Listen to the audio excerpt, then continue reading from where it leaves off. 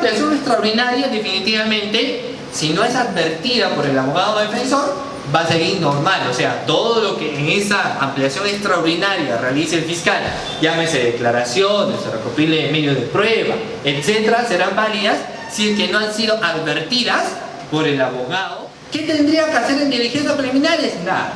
En investigación preparatoria, sí. Cuando se plantea la audiencia de prórroga de investigación preparatoria, ahí sí la investigación queda suspendida.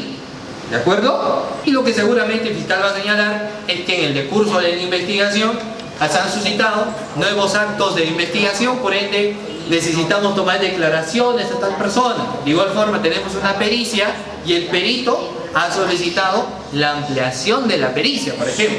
Entonces, en ese caso, obviamente, se va a tener que continuar. Pero el abogado defensor tendría que plantear y analizar lo siguiente. Si son declaraciones, tendría que solicitar precisión de qué fecha han sido notificadas. O sea, hace 8 meses investigado, pero el fiscal recién está notificando después de los últimos 2 meses. No es posible. En la Fiscalía Anticorrupción, el acceso para el abogado litigante de la carpeta fiscal de 8 a 1 de la tarde y de 2:15 a 4 de la tarde. Pero existen, por ejemplo, otras fiscalías, dependiendo también de la existencia de alguna resolución, que solamente te dan un espacio de 2 horas para que pueda ser la lectura de la carpeta, ¿no es cierto? Entonces, ahí dependiendo de cuánto uno, o 1 hora, a veces nada más, entonces te limitan a veces el tiempo. Entonces, pero en ese punto, ajá, muchas veces se pierde la uniformidad. Claro. Porque algunas son de un parecer y otras de otro, completamente. Claro, lo que pasa es que ahí depende, entiendo yo, de cada fiscalía. Me parece que en el caso, por ejemplo, de alguna fiscalía de lavado de activos, así, o otra fiscalía, por ejemplo, de las supraprovinciales, ya por una disposición de coordinación nacional, por el petitorio, por el nivel de investigación, le dan un plazo ahí, ¿no? De que ellos sí, bajo una resolución, pueden atender en ese horario. Y obviamente, si un abogado está en duda de ello, ¿por qué las otras fiscalías sí lo hacen o no lo hacen? Pedir en todo caso la resolución que te muestran, ¿no es cierto?, para que quede. Quito uniformidad, podría parecer ello, ¿no? Pero a veces depende mucho de la investigación también. No es lo mismo investigar, digamos, un delito a nivel de complejidad, que puede ser a nivel de supra o corrupción de funcionarios, que a veces investigar, digamos, un tema de hurto, un tema de lesiones, ¿no? Que en ocasiones es no tan complejo la misma investigación. Por ejemplo, si es un delito de colusión, de negociación compatibles, por lo general no existe prueba directa, sino hay que construir, y aparte con el nuevo sistema tienes la carga de la prueba, tomar declaración. Entonces a veces esas situaciones se hacen de que la misma coordinación valore y diga, pues, que fiscalía sí tal horario de atención, tales no, ¿no? Ya eso ya depende ya del coordinador de cada fiscalía, ¿no? Ahora, el principio de inmediación hoy en día creo que es muy importante, sí, de que sí podemos tener acceso. Antes uno tenía que solicitar todavía sus copias y tus copias te lo daban después de 3, 4, 5 días, ¿no es cierto? Hoy en día puedes tomar la fotografía a la carpeta fiscal e irte fácilmente a tu casa, escanearlo si deseas o en tu computadora y ya tienes, ¿no es cierto? Entonces eso es importante, eso es vital. En el siguiente caso, una opinión y cómo lo ven ustedes. Miren, por ejemplo, la formalización de investigación preparatoria, el que tiene o la persona que tiene que notificar es de la asistente de función fiscal. En conclusión, Fiscalía tiene que notificar las disposiciones de formalización de investigación preparatoria a los sujetos procesales, previo conocimiento obviamente del juez de investigación preparatoria. En el caso de requerimiento de acusación, el fiscal lo que hace es sacar copia a lo que vienen a hacer, por ejemplo, el requerimiento de acusación para los sujetos procesales y llevarlas al juzgado. Y el juzgado, el especialista de causa, es el indicado para notificar a cada uno de los sujetos procesales. A veces se demora, entonces el abogado defensor viene a la fiscalía y le dice, ¿me pueden proporcionar copia de requerimiento de acusación? ¿Le tendrían que dar copia, sí o no? Sí, ¿no? O sea, hay casos en donde quizás pueden decirte, no, ya le corresponde al juzgado, pero definitivamente bajo los principios de inmediación y todo ello, hay que sacarle también, pues, la copia respectiva. ¿Qué es lo que pasa? Lo que pasa es que ahí sucede lo siguiente, ¿no? no tanto por un tema de estrategia, sino a veces depende de cada fiscal. Cuando el juez te corre el traslado de requerimiento de acusación válidamente, ¿cuántos días tú tienes? 10 días. Y si fiscal te da antes, ¿no? Vas a tener más días. Entonces el fiscal dice, bajo su estrategia, no, mejor no le doy que le dé el juzgado para que tenga sus 10 días. Igualdad de armas. No sé si será tanto ahí un tema de igualdad de armas, ¿no? No aplica. Claro. Pero en general en la fiscalía se puede prestar el Sí. expediente hasta antes del juicio oral. Claro, definitivamente sí. Tiene que darlo. Y ahí uno de los problemas de análisis también de qué hacer por parte de los legisladores. Cuando se trata, por ejemplo, de una detención preliminar en flagrancia, te detiene preliminarmente y ya fiscal le está planteando su prisión preventiva. Pero tú necesitas acceso a la carpeta. Y a veces no tienes acceso, a veces no, porque el fiscal no te lo quiere dar, porque el fiscal también está trabajando eso. Entonces hay que ver las formas en cómo tanto abogado defensor y tanto fiscal puedan ambos trabajar, no sé, sacarle una copia aleatoria a lo que viene a ser la carpeta, tener ahí, o las fotos, de igual forma, porque si no tienes cómo defiende una prisión preventiva también. Entonces eso también es un análisis y hay mucho que trabajar pues en base también al nuevo sistema, sobre todo si se quiere tener en cuenta la igualdad de armas, ¿ya? A efecto de ejercer la terminación anticipada, se realice pues en este caso prórroga por un plazo establecido de la investigación. Considero yo ahí que el juez va a aceptar ello. ¿Por qué? Porque ambas partes están de acuerdo. Y es una terminación anticipada. Y la finalidad que tiene el proceso es no alargarse, sino concluir en el menor tiempo posible. Si el fiscal no está de acuerdo, ahí sí va a ser un problema. En ese caso, ambas partes, ambos sujetos procesales tienen que llevar ya el requerimiento de... No, el fiscal lo tiene que hacer. Por escrito. El fiscal lo tiene que hacer y usted como parte puede presentar un escrito, ¿no? Y ambos obviamente en ese acuerdo de ampliación bajo el tema de que están llegando a un acuerdo de terminación anticipada y se obtiene razón por la cual pedir entre 2 o 3 meses lo que va a durar el acuerdo de terminación anticipada. En la audiencia lo van a tener que oralizar. Primero obviamente el fiscal va a tener que oralizar el motivo de que está solicitando la prórroga, ¿no es cierto? Y abogado defensor, cuando se le corre el traslado, ¿no es cierto? El abogado defensor dirá, efectivamente hemos llegado a un acuerdo de terminación anticipada. Fiscal ya lo va a sustentar cuánto está solicitando, porque lo que tiene que solicitar el fiscal solicitará y seguramente el juez de investigación preparatoria va a tener que responder, ¿no? Ahora, no se preocupen si les están llamando, seguramente como les han llamado, ahorita están preocupados, ¿no? En el caso del juicio inmediato, es un juicio inaplazable, improrrogable, donde el juzgador tiene que resolver en el acto, es decir, si el juicio inmediato... No, ahí sí no se puede. En el caso de que la defensa deduzca, luego de instalar el auto de enjuiciamiento donde se declara la validez de la relación jurídica procesal válida, el juez emite el auto de enjuiciamiento y en ese caso oraliza el representante del Ministerio Público la acusación. En ese caso también ya tiene la defensa, por decir, excepciones, ¿no? Que lo oraliza.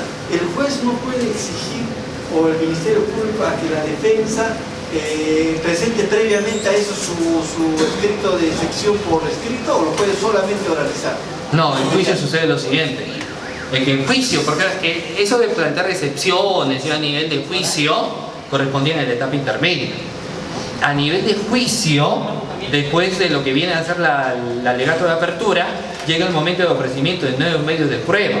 Por algún motivo quizás podrías plantear, pero seguramente te va a decir el juez, seguramente te va a decir no al lugar porque no es competente en el estadio procesal. En juicio inmediato. Ahora, en el caso del juicio inmediato, habría que analizar también, habría que ver cada caso en particular, cuándo lo estás planteando, por qué, cuándo has advertido, etcétera, ¿no? Va a depender de cada juez, ¿no? Eso, eminentemente hablar de un tema de juicio inmediato es un poquito más amplio, hay otros panoramas, hay otro análisis que uno puede hacer estrictamente ahí, ¿no? Lo que en definitiva, si es inaplazable, sí el juez está facultado para hacer excepciones, dependiendo del caso. Se supone que el juez va a hacer un análisis, ponderar si es necesario lo que está planteando, si realmente es pertinente, es válido, conlleva o no conlleva, y en base a eso resolverá. Si considera de que está planteando y es inaplazable y no está siendo fundamentado, no. Entonces va a depender mucho de la fundamentación que das en base a nivel de juicio, ¿no? Investigación preparatoria propiamente dicha se da cuando el fiscal emite la disposición de formalización de investigación preparatoria. Importante recalcar que la investigación que se hace en diligencias preliminares no se repite en investigación preparatoria. Es decir, si hay declaraciones que tomó en diligencias preliminares el fiscal, no podrá repetir la investigación preparatoria, pero sí la repetirá si es que se trate, por ejemplo, de una ampliación válidamente sustentada. Si en la formalización se han recibido documentos, información de que es necesario tomar esa ampliación, ahí sí podrá ser citado. Caso contrario, no se puede repetir en investigación preparatoria actos de investigación que, por ejemplo, ya han sido dispuestas en diligencias preliminares. Precisar que esta es una ampliación y las preguntas tendrían que ser sobre nuevos hechos, pero para saber ello, tú tenías que haber tenido previamente la declaración primigenia. La declaración primigenia. Si tú en ese instante quieres hacer lectura, depende de cada fiscal. El fiscal es que te va a decir, no, tenemos otra declaración de celebrado, usted ya habrá tenido la oportunidad de poder ver, ¿no? La carpeta fiscal lo tendrá que hacer posterior a que terminemos la declaración. Otros podrían decirte, bueno, lee un rato, te damos 10 minutos y continuamos. Depende. Pero lo que en aras de lograr, tendrías que previamente tener conocimiento de la declaración preliminar. Si es un testigo que te favorece, realízale preguntas abiertas. Esto va a permitir que se explaye más a nivel de audiencia y favorezca tu teoría del caso, definitivamente. Si es un testigo que no te favorece, ahí la situación es cambiante. Hágale preguntas cerradas para que de esta manera no alimente la teoría del caso de la otra parte. En ambos casos es vital e importante la preparación previa al testigo. Cítalo, en este caso en tu estudio jurídico a nivel de fiscalía, para que pueda llegar a nivel de juicio de una forma importante. Ahora, si es muchos testigos a nivel de juicio no quieren acudir, razón por la cual en las recomendaciones que se le da, nunca te enojes con el testigo. Háblale en voz pausada, utiliza la técnica de la repetición de preguntas, ¿no? Por ejemplo, usted estuvo en el lugar de los hechos el 24, tal, repito, usted estuvo el 24, ¿no? En el lugar de los hechos, ¿de acuerdo? O pídele precisiones. Precise, porque quizás no te dio todo al momento de dar la declaración de los hechos. Precíseme cuál ha sido efectivamente el lugar donde usted pudo verificar que tal fulano de tal disparó, ¿no es cierto? Precisiones. Solicítele también la utilización de alguna prueba en ese momento. O sea, ¿podría usted hacer una prueba demostrativa de cómo se realizaron los hechos? Definitivamente esto es vital para que se vayan generando a nivel del juez mayor certeza de cómo se han dado los hechos. Ahora, dentro de ello se puede solicitar también ya como abogado o como fiscal la utilización de prueba demostrativa.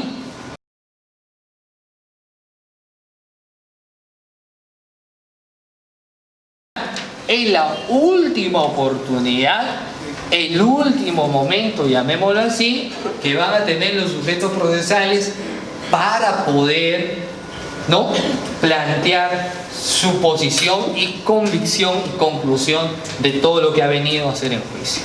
Por lo general, en el alegato de clausura se va a hacer también en el primer paso una reseña sucinta de cómo se han dado los hechos. Luego de todo lo que se ha demostrado en investigación, y ahí se dirá hemos demostrado, hemos comprobado, y en el caso de defensa dirá fiscalía no ha demostrado, no ha comprobado, y finalmente, en el caso de fiscalía, solicitará la pretensión nuevamente. Y ahí en esa pretensión obviamente puede hacer un cambio, no puede hacer un cambio, pero eso es lo que, por ejemplo, se va a solicitar en esa última parte de lo que viene a ser la... Por ejemplo, en el caso de prisión preventiva. En el caso de prisión preventiva, la forma en la, por ejemplo, que sustentaban de hacer freno al abuso de medidas de prisión preventiva era generar una ley que investigue también a aquellos fiscales o jueces, ¿no?, que tanto requieran o den prisión preventiva que no esté fundamentada. Muchos han estado a favor y otros obviamente a nivel, ¿no?, del otro lado del Ministerio Público señalaban pues que esto podría generar impunidad, ¿no? Porque si me van a investigar, mejor nunca doy prisión preventiva, pero habría que ver luego cuál es la finalidad también de la prisión preventiva. Solo lo lanzo nada más, no lo vamos a debatir todavía. ¿Ya? Haremos eso. Volviendo al tema. Investigación preparatoria, etapa intermedia. Hemos visto la etapa intermedia. Después de la etapa intermedia, la figura importante que nace acá es cuando aparece el juez de investigación preparatoria, porque se supone que es el que va a hacer el saneamiento procesal. Después de investigación preparatoria, hace el saneamiento procesal. Ahora, ¿es importante esta etapa? Sí, porque no todos los medios de prueba tienen que llegar a juicio. Se tiene que valorar la pertinencia, la conducencia y utilidad, reitero nuevamente, de los elementos de prueba que sustenta el fiscal. No solamente el fiscal, porque también el abogado de defensa también plantea su medio de prueba, señalando también la pertinencia, conducencia y utilidad de los. Ahora, ya el juez de investigación preparatoria, para que concluya la etapa intermedia, va a tener que emitir dos cosas. Si considera que el fiscal sustenta muy bien su medio de prueba y merece ese caso ser llevado a juicio, emitirá un auto de enjuiciamiento. Si considera que no, de que ese caso, sus medios de prueba no son suficientes, eminentemente va a emitir un auto de sobreseimiento. ¿De acuerdo? Solo así se da buen paso a la etapa de juicio oral. Que en la etapa de juicio oral nos enfrentamos a un juez unipersonal, un colegiado, pero ahí sí se ve, estricto sensu, la técnica de litigación oral. Donde, por ejemplo, se ve ahí desplazamientos, se ve ahí oralización ante el tribunal. Para empezar, los sujetos procesales son diferentes, o sea, son los mismos, pero proyectan diferentes cosas. Los jueces en Europa, por ejemplo, usan un peluquín y una bata, no sé si han visto, ¿no? En las películas. Pero no sé si alguien ha visto Cuestión de Honor, Tom Cruise, el abogado del diablo. ¿Han visto? Me imagino que sí. O sea, pero la audiencia, no nosotros la audiencia, no. Entonces, por ejemplo, ese modelo europeo, ahí sí se ve donde el abogado defensor, ¿no es cierto? O el fiscal se desplaza, interroga, caminan por un lado, por el otro lado, hacen preguntas, ¿sí o no? Sí, en México también. En México también, en Colombia me parece que sí, en esos países, acá en el Perú. ¿Algunos de ustedes que litigan hizo lo mismo al estilo Tom Cruise? ¿O sentadito nada más? Algunas veces. Es que lo que pasa es que, a diferencia de esos lugares, parecido quizás al que yo pueda tener, tienen sus micrófonos, uno puede hablar, puede realizar, ¿no es cierto? Acá nuestro micrófono, en nuestro sistema, es estático, es ahí nada más. Entonces, y aparte de eso, el mismo ambiente, pequeñito, y si es verano, achicharrándote, se me escapan las ideas. Entonces, eso a veces puede ser un problema. Entonces, acá tendríamos que aplicar técnica de litigación oral a la peruana. Y eso ya es diferente, ¿no? Pero no pierde en todo caso su esencia. Porque la esencia en técnica de litigación oral nos dice que lo que busca en sí es convencer al juez de la teoría del caso que uno tiene.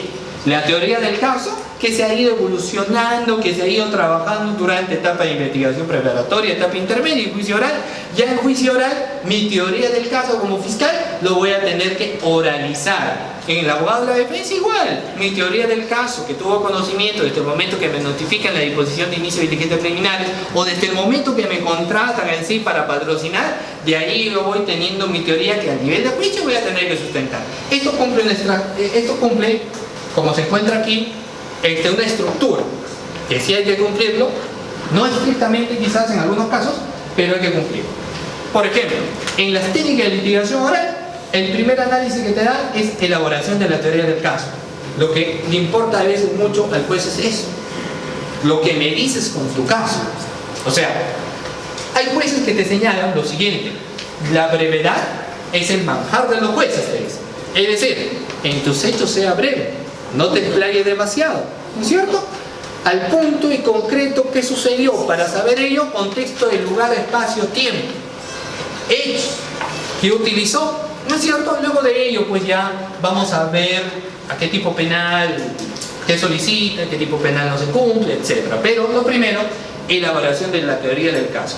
Ahí, por ejemplo, a nivel de la práctica, muchas veces los jueces señalan de que la teoría del caso está muy débil, no se ha estructurado, se llega a nivel de juicio sin una buena teoría del caso, se supone que se debería llegar todo lo contrario, por eso es la etapa de filtro procesal, que no debería llegar, pero sin embargo a veces en la práctica siguen llegando casos a nivel de juicio que no deberían estar en juicio, pero siguen. Ahora, ambas, como decía, posiciones diferentes, ¿no es cierto? Ministerio Público con su teoría del caso, abogado defensor con su teoría del caso.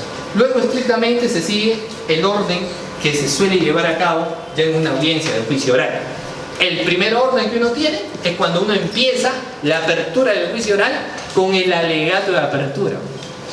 Y vamos a ver luego cuál es la composición, la estructura que señala sobre un alegato de apertura, o sea, ¿qué contiene el alegato de apertura?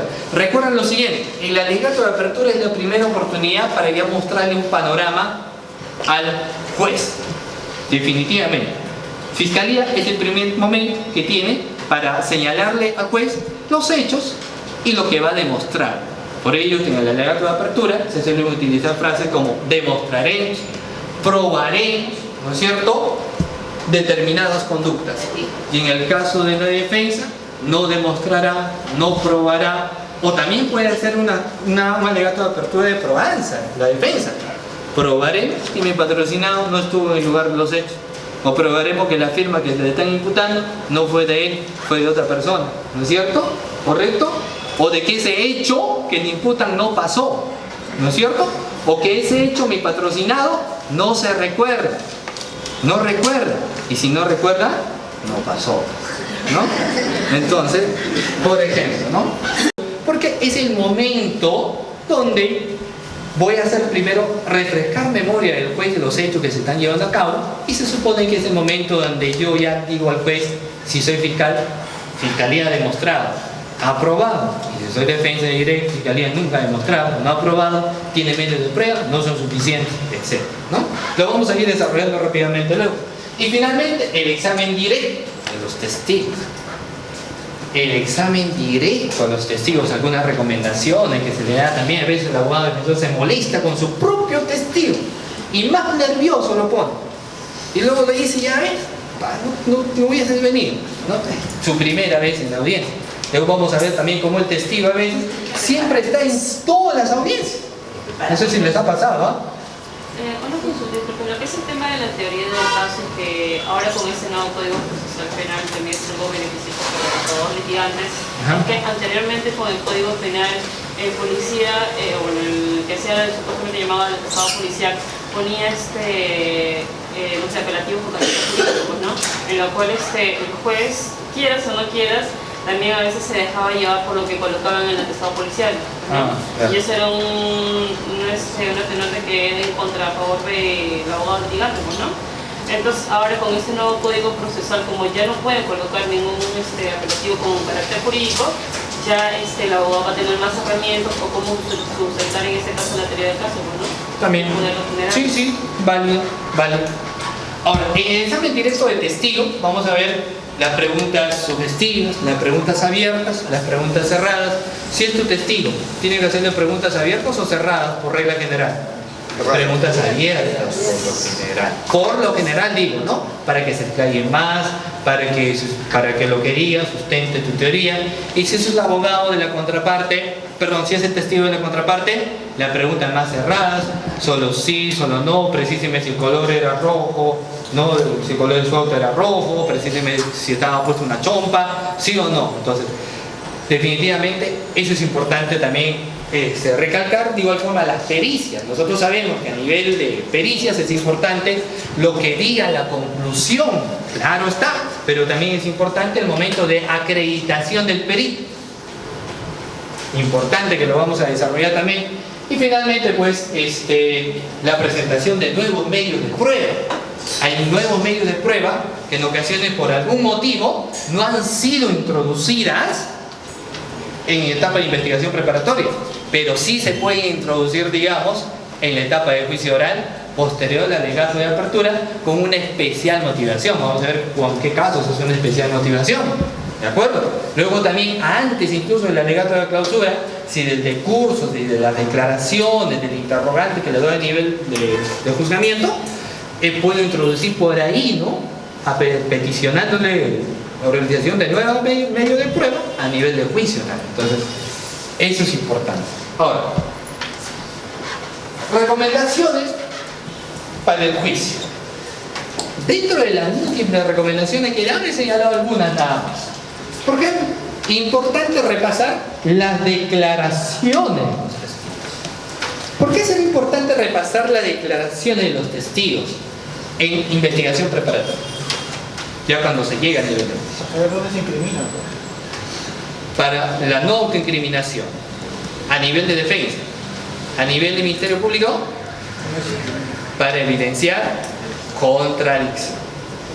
Claro, a nivel de defensa, para que no se autoincrimine, para que sea lo que dijo en inteligencia preliminar en lo más similar posible, pero a nivel de fiscalía, definitivamente para evidenciar que ha existido una contradicción, ¿cierto? Por eso que las declaraciones previas son vitales tener que leerlos antes del inicio del juicio oral. Todas las declaraciones de tu patrocinado, fundamentalmente de tu patrocinado, ¿no es cierto? Y si eres fiscal, también de tu testigo que estás llevando a juicio, leer sus declaraciones previas.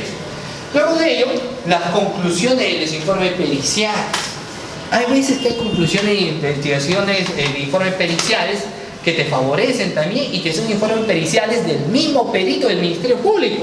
Por ejemplo, si son delitos contra la administración pública, lo que se tiene que hallar es un perjuicio patrimonial. Lo están investigando por colusión y todavía colusión agravada, digamos. Pero el perito ya emitió una conclusión, ¿no? Un informe pericial concluyendo de que no hay perjuicio patrimonial. Entonces, las conclusiones son vitales. Sin embargo, el fiscal no está acusando, digamos, por colusión, sino negociación incompatible, digamos, cambió la figura. Entonces, es importante siempre las conclusiones de los informes periciales. ¿La designación del perito tiene que correr traslado a los sujetos procesales, sí o no? Sí, para que los sujetos procesales tengan en cuenta qué perito. ¿La conclusión de los informes periciales se le corre traslado a los sujetos procesales, sí o no? Sí. Por supuesto que sí. De acuerdo al código, ahí es el momento que el abogado defensor puede plantear, incluso antes, ¿no? Incluso cuando ya designan nada más al perito, el abogado defensor también puede plantear que va a, en este caso, tener un perito de parte. Con la conclusión del informe pericial, de igual forma. Para sustentar una excepción, después de la acusación, ¿puedo presentar un perito? Ahí va a llegar. Hay ocasiones donde a nivel de juicio, por ejemplo, se plantean peritos de parte. Definitivamente para evidenciar excepciones y todo eso. He visto casos donde el juez sí las admite, dice, bueno, es una excepción, la está planteando, pero también hay casos donde el fiscal te la va a objetar, pero va a decir, tenía su momento respectivo, si tenía conocimiento de que nosotros estamos designando un perito, ahí tenía que haberlo planteado. Va a depender de cómo resuelve ahí el juez, ¿no es cierto? Como la norma no está clara, el juez puede decir, bueno, admitámonos un perito, porque definitivamente nos va a ayudar, ya vamos a ver si es necesario o no es necesario introducirlo al juicio oral. Pero seguramente el fiscal te va a plantear de esa manera, no era la oportunidad, te va a decir, ¿no? Vamos a ver, depende del juez. Hay jueces que se han admitido, jueces que te dicen no. Depende a veces del juez de investigación preparatoria que te toma. ¿Ya? Primero va el alegato de apertura, la introducción. En la introducción te dicen, si deseas, te digo si deseas porque no siempre lo plantean, puedes poner una frase. Puedes poner una frase. Luego va la presentación de los hechos por ambos lados, porque los hechos son los mismos, sí, pero son de diferentes enfoques. El enfoque del fiscal, estos son mis hechos. Para el enfoque del abogado defensor, estos son mis hechos. Volvamos a lo que yo les dije, el caso del oso, por ejemplo, al inicio. ¿Se recuerdan, sí o no? Bajo la teoría del fiscal, imagínate que el caso del oso llegó a juicio. Y ese caso que llegó a juicio, fiscal sustentará diciendo de que la persona, ¿no? Su amigo, planeó todo esto, le llevó al bosque, lo indujo para que fueran los dos y cuando sin menor reparo, lo mató. Sí, es alevosía de premeditación, ¿no? Porque cómo no va a distinguir a un oso de él, el hecho que está gordito no significa que le diga oso. Entonces, podría ser su teoría. Abogado defensor sustentará que ese hecho no conlleva. Entonces, los hechos obviamente son lo mismo, pero planteados, claro está, diferente perspectiva. Luego, la presentación de los fundamentos jurídicos. Esos hechos que están narrando fiscal, ¿en qué tipo penal se subsumen? ¿En qué tipo penal? ¿No? Homicidio calificado. Pero, por ejemplo, hay un poco de análisis de derecho comparado. En otros países, sucede lo siguiente. La conclusión, la petición jurídica se hace al final. Porque, ¿fiscal puede variar o no puede variar su pretensión durante el juicio? Sí, varía. Por eso para no caer en tanto roche, alternativamente, planteo también la otra solicitud de punibilidad, ¿no es cierto? También lo hacen, pero en otros países, por ejemplo, lo hacen recién en el alegato de la clausura, es decir, después de que se ha desarrollado el juicio, recién ahí el fiscalismo muy bien, llega a la conclusión de que el tipo penal que se le tiene que imputar está, ¿no? Acá es al inicio. Igual para que lo condenen. Igual para que lo condenen, a menos que, bueno, no sé si ustedes han visto un caso donde el fiscal diga no, absuelva. Muy difícil, ¿no? Yo nunca lo he visto. Aquí sabe que lo van a absolver, igual condénalo, ¿no? Por la misma esencia. Después lo investigan. Sí, pues, es el tema. Conclusión, frase. Le llega la acusación, se supone que la tiene sujetada. Claro. En la actuación probatoria, rápidamente, la actuación probatoria se sigue en el artículo 375 del Código Procesal Penal. El artículo 375 del Código Procesal Penal. En este artículo se ve lo siguiente: examen del acusado, luego de ello, actuación de medios de prueba admitidos, luego de ello, oralización de los medios de prueba. Vamos a irnos al examen del acusado, ¿no? Y dentro del examen del acusado vamos a ver, por ejemplo, lo siguiente: también el examen del testigo. Sucede lo siguiente ahí en el caso en particular. A nivel de juicio, después de la organización de los alegatos de apertura, llega el momento donde el juez, por ejemplo, va a invitar a que el investigado se ponga de pie y si acepta o no la imputación que le está advirtiendo el fiscal. Después de los alegatos. Y ahí, por ejemplo, ¿qué es lo que dirá, digamos, el investigado? El investigado puede decir: rechazo los hechos, ¿no es cierto? O las acepto. He visto casos donde dicen: acepto los hechos que me están imputando, pero la pretensión que están pidiendo no. Entonces solo se va a debatir en base a la pretensión, ¿cierto? Otros rechazan de pleno. Todito te rechazan y ahí tendría que darse el paso. Entonces, lo que yo quisiera agregar respecto de testigos, el lunes, martes y miércoles de Semana Santa estoy en la Corte Superior de Cusco, puro proceso penal, y ahí los jueces nomás dejaban y permitían ingresar a los testigos cuando les tocaba y los hacían retirarse. Debe ser para que entre ellos no coordinen, ¿cierto? Como en el caso de, ¿se acuerdan que se agarraba el loco Montesino con Fujimori? No decían que se mandan señales, claro, ¿no? Claro. Hablan con señales, ¿no? Sí, a nivel de juicio, por ejemplo, hay jueces que dicen, ¿no? Para evitar precisamente esto, que se vea algún tipo de comunicación, algún tipo de señas, miradas de ojos, etcétera. Testigo que termine, retire, ingrese el otro. Y hay otros que, si son casos muy, incluso casos de testigos protegidos, llamémoslo así, incluso con resguardo policial, ¿ya? Con resguardo policial, recién con resguardo policial ingresa el testigo. Hablando del testigo protegido, la naturaleza es que nadie sepa quién es el testigo protegido, ¿ah? Caso que sale la botica, testigo protegido, no es, y todos creo saben quién es el testigo protegido, entonces mucho cuidado cuando uno aspire que eres el testigo protegido, ahí habría que ver por parte de la Pero no declara ese protegido, ¿no? No, pues, pero hay que guardar su... Acusa, ¿no? A todo el mundo. Claro, hay que acusar de todas maneras su integridad, ¿no? Pinchera a todo el mundo. Es el soplón, como le dicen. El soplón, entre comillas, buscarme el delator, ¿no? El delator. Entonces, volviendo al examen del nuevo medio de prueba, sucede lo siguiente: después del alegato de apertura, que se vierte ya en la estructura que hemos mencionado, llega el momento donde el juez de juzgamiento va a decir lo siguiente: si se tiene por parte de los sujetos procesales la solicitud para que se admite algún nuevo medio de prueba. Algún nuevo medio de prueba. Este nuevo medio de prueba solo en dos momentos o en dos circunstancias se puede admitir. Fuera de estos dos momentos no se admite. Es decir, por ejemplo, solo y solo si se admite un nuevo medio de prueba, aquel que se ha tenido conocimiento posterior o con posterioridad a la audiencia de control de acusación. Y lo otro, solo aquellos que requieren una especial motivación. Ahí el análisis, una especial motivación. O sea, el primer medio de prueba no voy a tener mayor tema de objeción seguramente por parte del juez. Lo que tengo que hacer solamente es demostrar que estos medios de prueba las ha adquirido después de la audiencia de control de acusación. Después de la audiencia de acusación y lo presento. La especial motivación, sí, ahí viene un tema de argumentación, como lo dice. Tiene que ser a veces una especial motivación en un caso extremo. Ejemplo, se hayan admitido por algún momento, ¿no?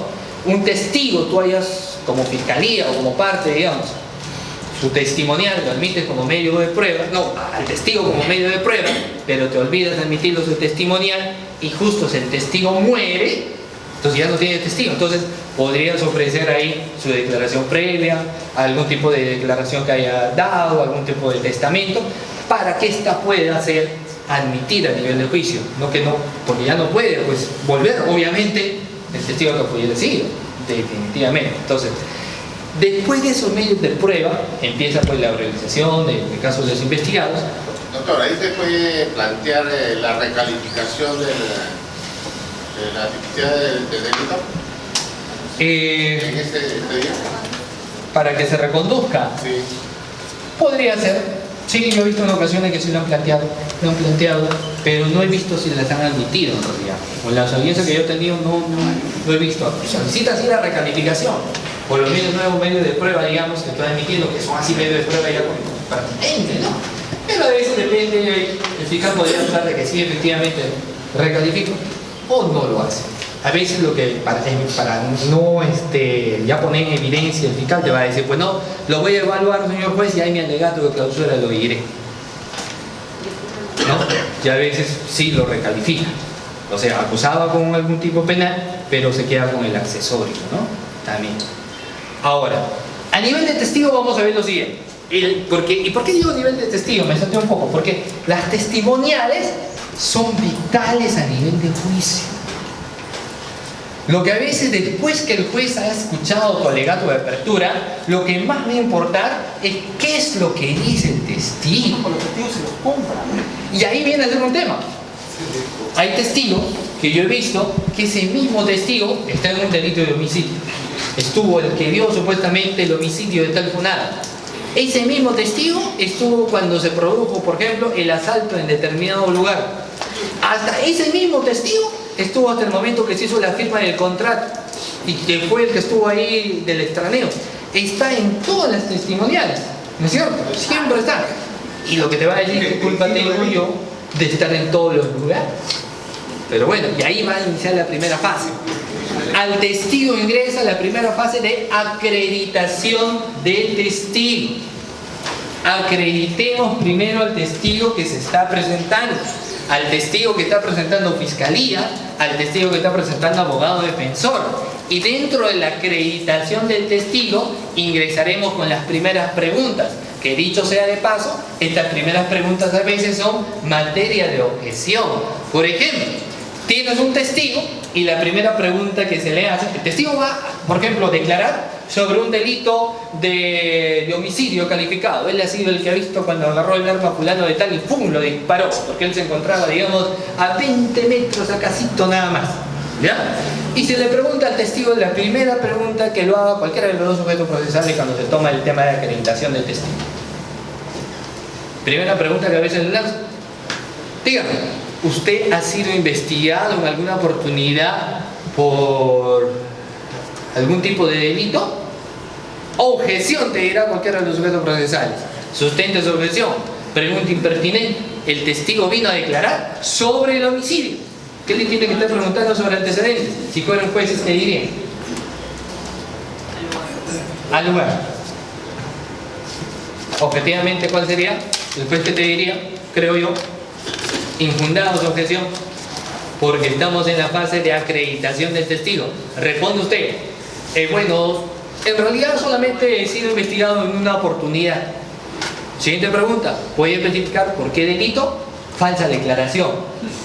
Ya, pues entonces, en la fase de acreditación nada más, ya estamos diciendo que ese testigo no es fiable, ¿no?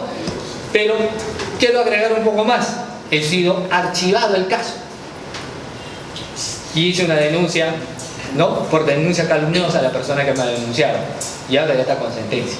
Ahí sí cambia el panorama, ¿se da cuenta? Claro. Entonces, es importante la fase de acreditación del testigo. Siguiente acreditación que se da también. A veces la declaración de los familiares mismos, dependiendo del caso, como que no es tan viable, dice. Y ahí ingresa a veces preguntas también de acreditación. Ejemplo, la persona que cometió el supuesto disparo, ¿de acuerdo? es tío de uno de los sobrinos que ahorita vino a declarar, señalando de que ese día con su tío él no estaba en el lugar de los hechos, sino él estaba en otro sitio. Fiscal va a iniciar con las preguntas, digamos, y fiscal le va a decir en el tema de acreditación, diga, que parentesco tiene con el investigado. Es mi tío. Siguiente pregunta. ¿Usted aprecia mucho a su tío? Objeción. Fundamento de su objeción. Es impertinente, que tiene que ver que lo quieras o no lo quieras. Después, ¿qué resolverías?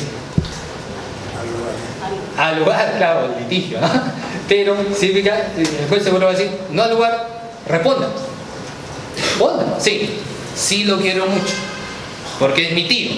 Siguiente pregunta. Usted lo quiere tanto que, por ejemplo, no declararía nada en su contra, ¿verdad? Pues no. Por ejemplo, no le inculparía del hecho delictivo. Pues no. Entonces, claro, esas preguntas, por ejemplo, introductorias, solo introductorias, sirven para hacer ver pues si determinado testigo va a declarar en favor, va a declarar en contra, etc. Ahora, a nivel, para terminar en el tema de acreditación de peritos. Para acreditar al perito, ¿qué sería importante? Porque antecedentes, si tiene antecedentes, si ha ido a declarar a nivel de investigaciones, le van a preguntar. Vas a objetar seguramente, pero el juez va a decir, estamos en la etapa de acreditación del testigo. Así que infundada lo que vienen a hacer, digamos, tus planteamientos, ¿no? Porque si no, estamos en la fase netamente de acreditación del testigo.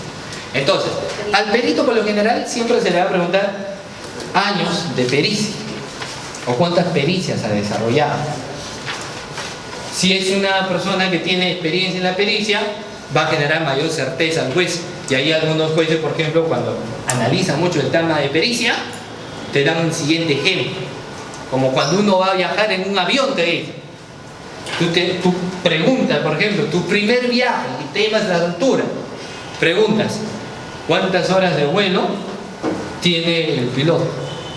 Y ahí te contesta la señorita, tiene más de 3.000 horas de vuelo. ¿Te genera confianza? Sí. Tu viaje es a Brasil, digamos. Si tú vas y le dices, ¿cuántas horas de vuelo tiene el piloto? Y te responde, este es su primer viaje. Y estuvo nervioso antes, pero ya lo hemos calmado. ¿Te genera confianza? No, entonces, ese juez decía lo siguiente, ese juez que daba también ahí ponencia, señalaba lo siguiente, que a nivel de pericia es importante, por ejemplo, quién es el perito, por ejemplo, cuántas experiencias o años de experiencia tiene el perito. ¿Ya? ¿Cuántos años de experiencia? El perito te dice, tengo 5, 6, 7 años de experiencia, es válido. Si el perito, por ejemplo, dice, no, solamente tengo, por ejemplo, 3, 2, y ahí la cuestión es totalmente distinta. O es mi primera pericia. Ahí viene a ser también, digamos, una situación. Entonces, el juez decía, voy a valorar mucho en el aspecto de la pericia el factor experiencia, por ejemplo. Después del factor de experiencia, conclusiones también que se pueden llevar a cabo. ¿Ya? Entonces, eso es vital. Eso es importante que hay que tener en cuenta. La compra de peritos, por lo menos a nivel de investigación, a veces uno ha visto tentativa de peritos. ¿En qué sentido? ¿Tentativa de peritos? ¿Cómo así? Lo que pasa es que las pericias, fiscal lo que hace es entregarle la documentación, entregarle las carpetas, y el perito que se encarga de hacer su chamba. Pero se han visto situaciones donde, por ejemplo, el investigado por ahí, digamos, era un funcionario de alguna entidad, y nosotros sabemos que las entidades tienen procuraduría, y el procurador de la entidad va pues ante el perito señalando, yo soy el procurador y quiero, por ejemplo, tener acceso a la información, quiero aportar. Se ha habido casos donde nos decían comunicado y decían, tal persona se nos han acercado porque querían conferenciar con nosotros para el desarrollo de la pericia. Ahí, por ejemplo, es una afirmación. Ahí que compran peritos, habría que ver, ¿no? Definitivamente se supone que no debería darse porque la pericia, el valor de la pericia va a ser muy importante a nivel de juicio. A nivel de juicio. Ahora, hay pericias complejas hay pericias un poco que hay que debatir, pero lo que yo he visto a nivel pericial también que es muy importante, después ya que se ha pasado el tema de las acreditaciones de los peritos, el debate pericial. No sé si ustedes alguna vez han tenido la oportunidad, considero que sí, participar en un debate pericial. Por ejemplo, este era un debate pericial sobre el tema de un video. El fiscal señalaba de que esa era la persona que se encontraba ahí, de que aparte de eso era su voz, y la defensa señalaba de que esto había sido entrecortado y la conversación maquillada, ¿no es cierto? Que se trataba de un caso de flagrancia, un operativo. En el operativo nosotros sabemos que uno lleva parecido a un micrófono, ¿no es cierto? Y se va pues ahí, a veces el micrófono no se filma bien, no siempre te da la precisión, ahí es un problema. Entonces, el delito del peritaje, y ambos sustentaban bien, ambos sustentaban muy bien sus posiciones. Esto de sustentar muy bien sus posiciones enriquece no solamente el juicio, sino también enriquece definitivamente la decisión que van a adoptar, porque el juez ya va teniendo eso sí es importante, no sé, porque la colegiatura a veces lo pueden hacer también en otros lugares, ¿no?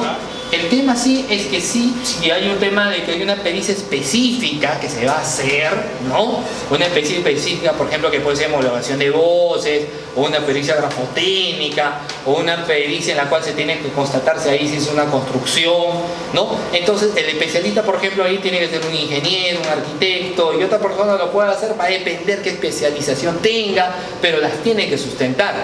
Las tienen que sustentar, pero finalmente ese tema si lo desvirtúa o no lo desvirtúa, lo va a definir el juez. Puede ser que el juez sí diga, no, sí, me pareció conducente lo que dijo, señaló, y bueno, no lo hago. Puede ser que el juez diga, bueno, no es necesario, lo importante es que su pericia está bien sustentada, y entonces va también. Entonces, a nivel de defensa o fiscal, sí es válido, entiendo yo que pueden hacer ese tipo de aseveraciones o decir, porque también el juicio juega mucho cómo bajarle la moral pues al testigo, o bajarle la moral al perito. Por eso a veces de lleno ingresan si usted tuvo antecedentes o no tuvo antecedentes, y a veces si tuvo antecedentes por ahí van, ¿no? Y el perito que por primera vez fue, va netamente para que su pericia sea en torno, digamos, al informe pericial, le empiezan a preguntar otras cosas, se pone nervioso, y a veces también es la situación que se da, ¿no? O sea, no sé si ustedes que ven, pero yo he visto casos particulares en donde el perito pues no hace la misma pericia, y encima fiscal previamente no ha coordinado con su perito, entonces el perito llega pero así, ¿no? A la que, entre comillas, a la que salga, y ahí en la misma audiencia le pregunta pues el abogado, dígame el procedimiento de la pericia. Y él dice, cada caso es diferente. Solicito de que me permitan leer mi informe pericial. ¿Se debería objetarse o no? Exacto, porque ya ha tenido tiempo de vida, le dice el juez. Claro. Mucho Claro, definitivamente ya hay un tiempo que el fiscal tenía que haber preparado. Yo creo que ahí, y comparto, de que el juez tendría que definitivamente señalar, si no se recuerda, ¿no es cierto? Es que ahí va a partir de cada juez también. Hay jueces que he visto, a ver, déle un poco para que repase, para que sigamos, déle pues 2 minutos, 5 minutos, ¿no? Repasa un poco, recuerda, o ya con eso sustenta.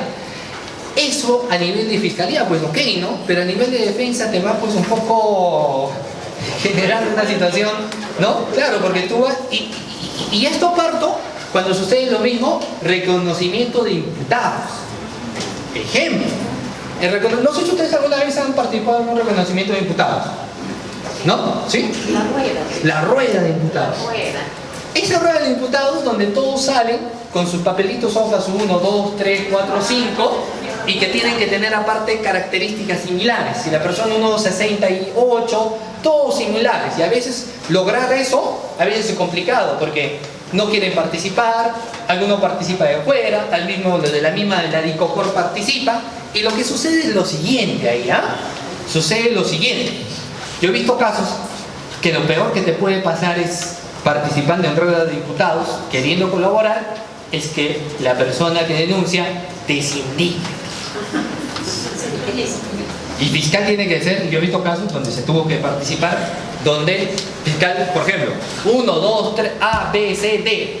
A era el que había cometido el delito, B, C, D, obviamente no, solamente acompañaban a rueda de imputados.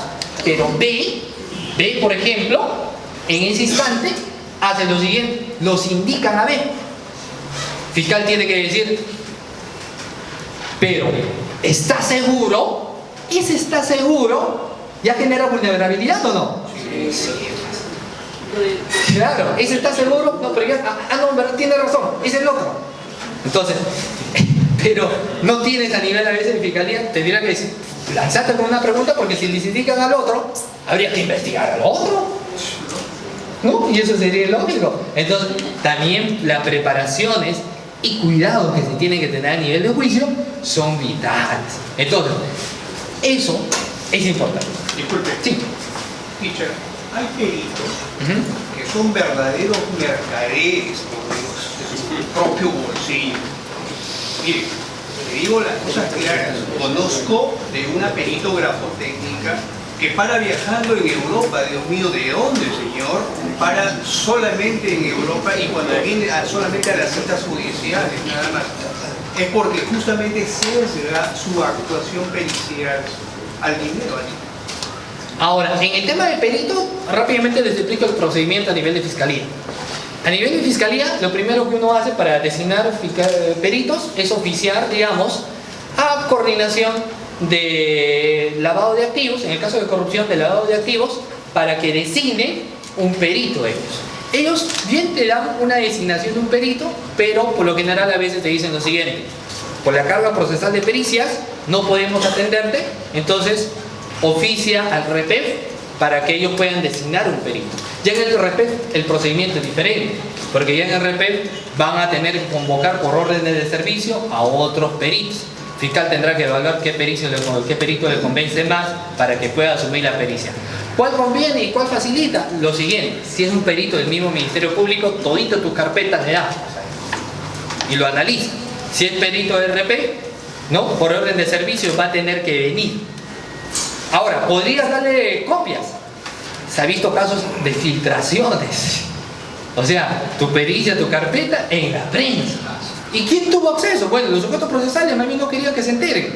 ¿Pero quién ha sido? El perito que había tomado fotos por ahí por un cambio de dinero, lo lanzó a la prensa en tu caso.